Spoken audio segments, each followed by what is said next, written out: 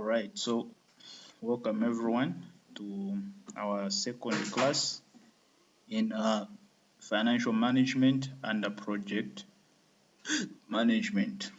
All right, so in our previous class, we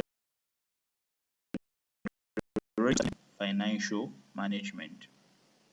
Of course, most of us are already familiar with the term finances.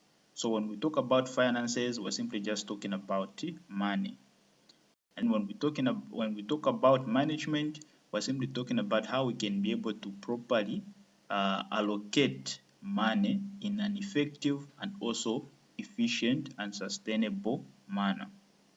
All right. So when we talk about financial management, what we're simply just talking about is how we can be able to allocate and also sustain and be able to handle our finances in an appropriate, efficient, and also effective manner to help us accomplish or implement our given project. So now today we are going to continue and we are going to start by looking at why financial management is important. So financial management is important in a lot of ways, especially when it comes to the implementation of a given project. For example, any project, okay, requires finances for it to run and for it to be accomplished. However, if those finances are not properly and carefully handled, okay, it will result in us failing to finish or complete that given project. Therefore, it is important that we are able to know how to properly and appropriately manage those given finances, money. So one of the first importance of financial management is that it helps organizations make effective and efficient use of resources to achieve objectives and fulfill commitment to stakeholders. All right, so the importance of financial management or being able to properly manage your finances is that it will help you as an organization or even as an individual that is planning to embark on a given project that you want to implement so that you can be able to effectively and also efficiently use your resources. So in our previous class, we had already talked about the meaning of efficient and also effective. By effective, we just simply mean being able to take action and being able to achieve the intended objective.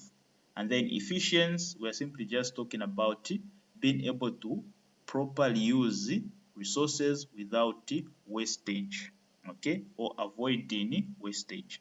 That's what we mean by efficient. So financial management helps us to work efficiently and effective in the utilization of our given resources so as to fulfill our commitment to stakeholders and also achieve our given objectives.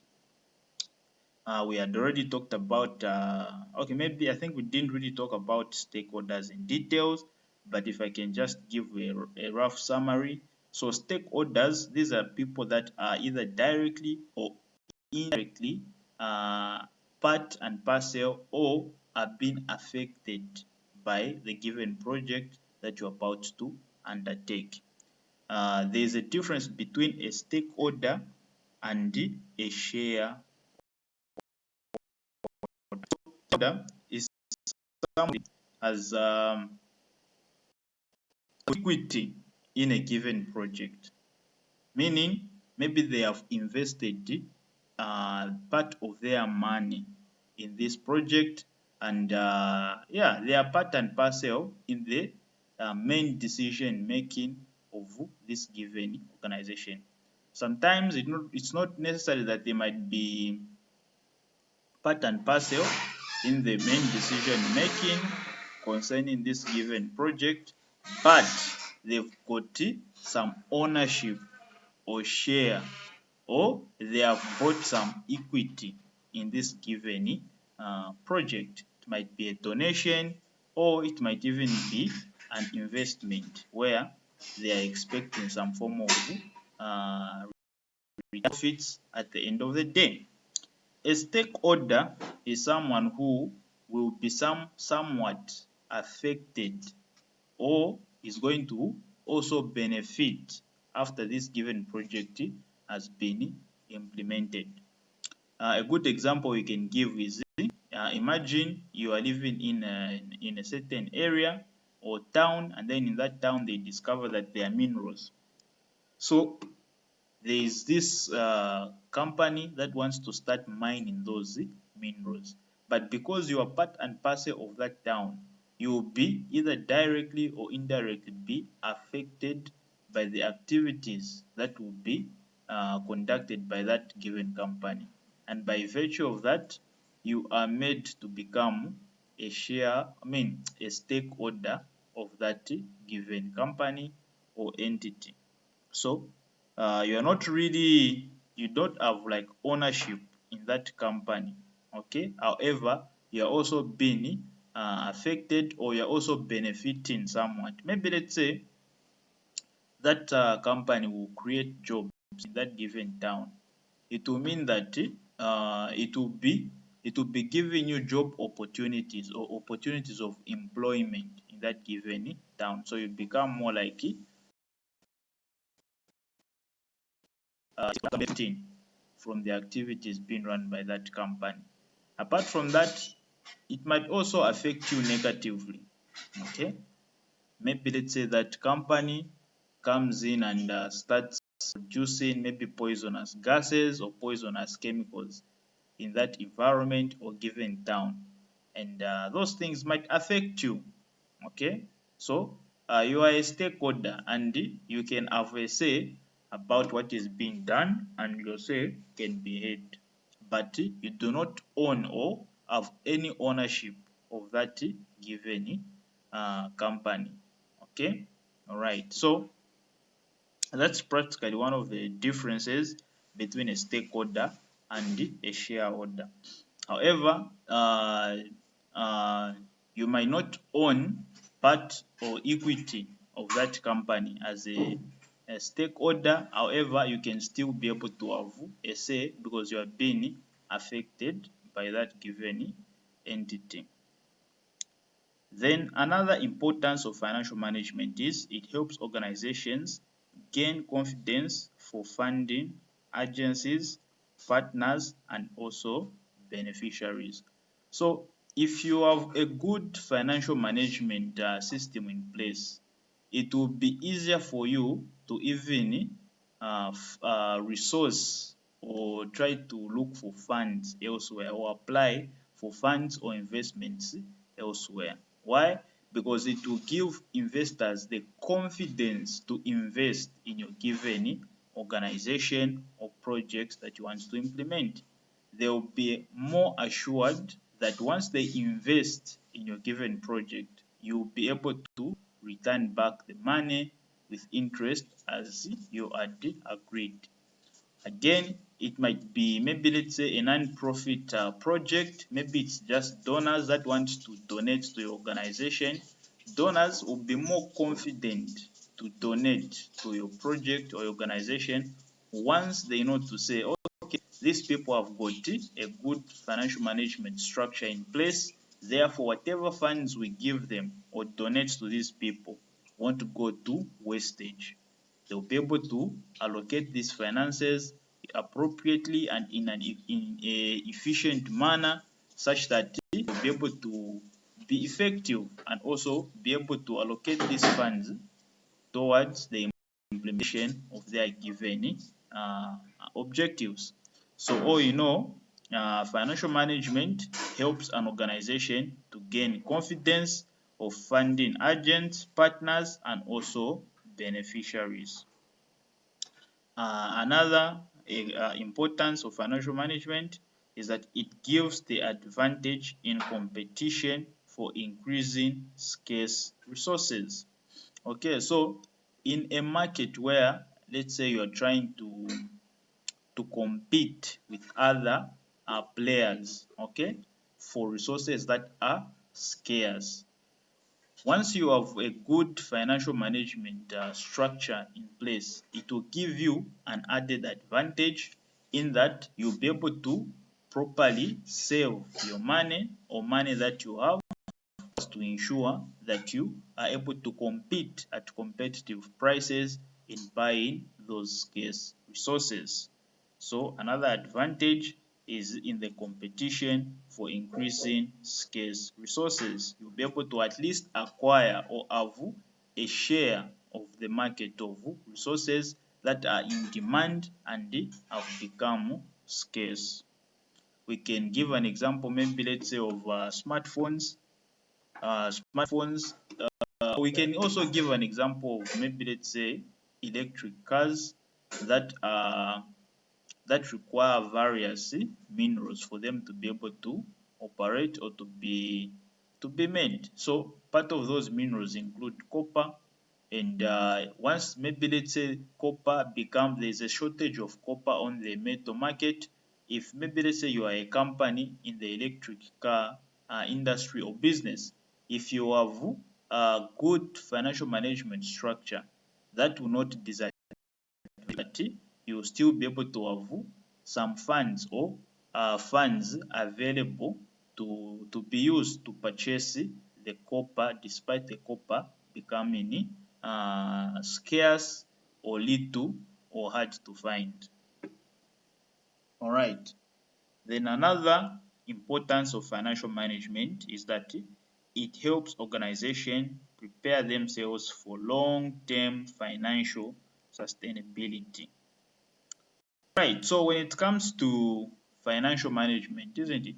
The whole process, it's a process that includes sustainability or being able to sustain finances for the operation of your given project. So part of that involves making a plan and allocating funds in such a way that you know that in the long term we'll still be able to have some funds left in order for us to continue operating or running as a firm or as an organization. So this is part of the finance management process, and therefore it helps organizations or firms or you as a person to be able to have finances available in the long run. All right, so that is under the importance of financial management. Now, the question that comes to mind once you are establishing a financial management structure in your organization is who will be responsible for financial management. So if you can see on our screen here, we have got a diagram that can help us answer that question. So the diagram demonstrates the day-to-day financial management tasks dedicated down through the line management structure. At the same time, the accountability process comes back through the structure as people report back on the progress. So financial management is a process that involves, of course, various bodies in place and also various people in place, isn't it? And these people, each one will have a specific task which they will be playing to ensure that they are able to conduct the whole process of financial management. Okay, so this diagram is giving us a diagrammic expression of the delegation of authority. So at first we have the governing body, which of course consists of the shareholders, the people that have invested in the given project organization. So these guys, of course, they will have a say on how resources will be, how resources are going to be allocated or how the finances are going to be used. Okay, but we have again just below them who is known as the Chief Executive Officer. So the Chief Executive Officer is the one that presents a plan, okay, that has been formulated by the people that are working under him from the various departments within the given organization. Then we have the finance manager on the left, who is under the Chief Executive Officer. So the operations under the operations manager, we have got project officers. Then under the finance manager, we've got the finance team. So what happens is the finance team has to work hand in hand with the operations manager. The operation manager is the one who is in charge of coming up with the tasks and the activities that will be involved in the given project. And then once they do that, the finance manager comes in and begins to calculate the costs that will be required in order to perform those given tasks and activity. And then once they're able to take account of all of that, then they're able to draw up a map or a plan to show the activities and also their costs. Then this plan is handed over to the Chief Executive Officer. Then the Chief Executive Officer has to present it before the Board of Directors. Then the Board of Directors, of course, they will be able to review it, they will be able to make suggestions, and if they are happy, then they will give the Chief Executive Officer a go ahead. However, if they are not happy, they will probably be able to give him a response, tell him to say, okay, I think this plan that you have proposed, based on how you will be spending the money, maybe we are not really comfortable the money will be spent. So try to go back to the drawing board and come up with another plan of how you are going to spend or allocate the resources. All right, so all in all, like I said, it is a collective decision that is made by different people within the organization, found under different departments, and each department plays a role, okay, conduct this process of financial management. Of course, on top we have got the governing body. They are the ones that have got the final say. Then we have got the Chief Executive Officer, who is able to deliver the plan, and then we have got the lines managers below the Chief Executive Officer, who come up with the plan of how these finances are going to be allocated. So if you can be able to see on our left here, we have got an arrow that is showing accountability. So this arrow is pointing upwards, and what that simply means is, for example, the project officers are held accountable by the operations manager. The operations manager is held accountable by the Chief Executive Officer, and then the Chief Executive Officer is held accountable by the governing body, which is simply a body of directors. And then we have got the delegation of authority, meaning the governing body have got the final say. However, they are not the ones that are in charge with drafting up a plan. So they delegate that authority to the Chief Executive Officer. Then the Chief Executive Officer is not really the one that will draft the plan.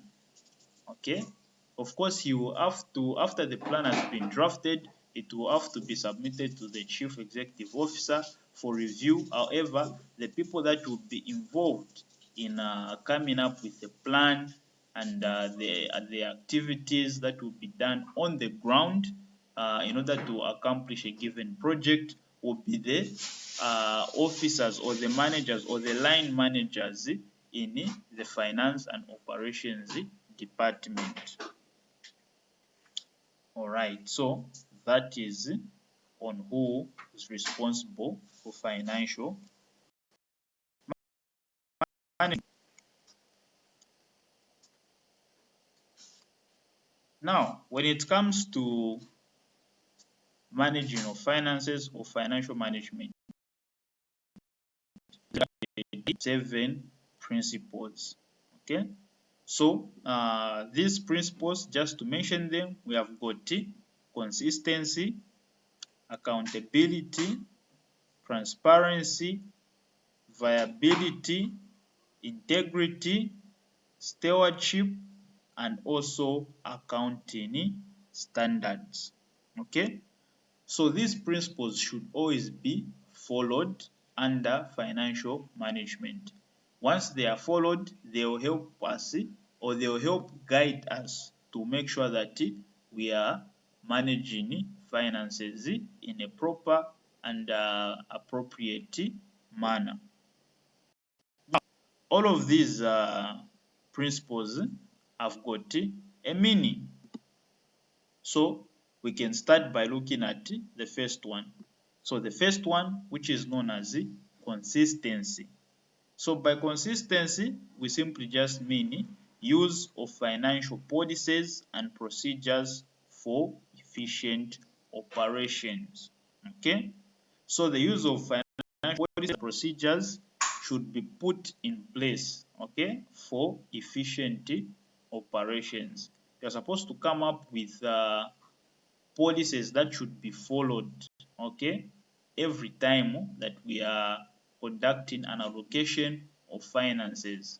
So there must be rules and regulations within the organization, who is supposed to have the authority to do this and that concerning finances, and where the finances are supposed to go. For example, if you are using some resources for project, you are supposed to know how to go about it. Maybe you cannot purchase it using cash. You have to, maybe, let's say, get a quotation. Then when you get the quotation, you have to submit that quotation to the management. The management will be able to uh, wire that money into the bank account of the supplier, and then the supplier, and then once that is done, that's when you are supposed to go and collect it, the resources that you want to purchase or procure. So I'm just giving an example. I'm not saying that's what it usually is, but you have to be able to establish rules and regulations within the organization, and you should ensure that those rules and regulations are being followed every time an activity is being conducted that requires the allocation of finances. All right, so the second one is transparency. Organizations must be open about their work, providing information about activities and plans to all stakeholders. This includes preparing complete and timely financial report. So it is very important that whatever you are doing is open and can be seen by everyone. Okay, how the money is being allocated should be able to show or indicate in the company or organization's financial report. This way, your stakeholders, okay, or your shareholders will be able to see exactly how their finances are being utilized. Okay, so it will also avoid the misplacement of funds, because everyone will know to say whatever we do, it is being reported. Okay, it is being reported such that the stakeholders, shareholders are being able to see what is happening and how the money is being allocated or utilized. Related to transparency is accountability. So this is where everyone should be held responsible, or people that are in charge, okay, of allocating funds should to be held accountable and responsible, okay, for the actions they take in allocating of the given funds of the organization. So there should be a penalty, okay, or we can say there should be consequences that people will be able to face based on how they are using or allocating these finances or resources of an organization. This way, people will be able to bear some form of responsibility and be held accountable for how they allocate or utilize the finances of a given organization.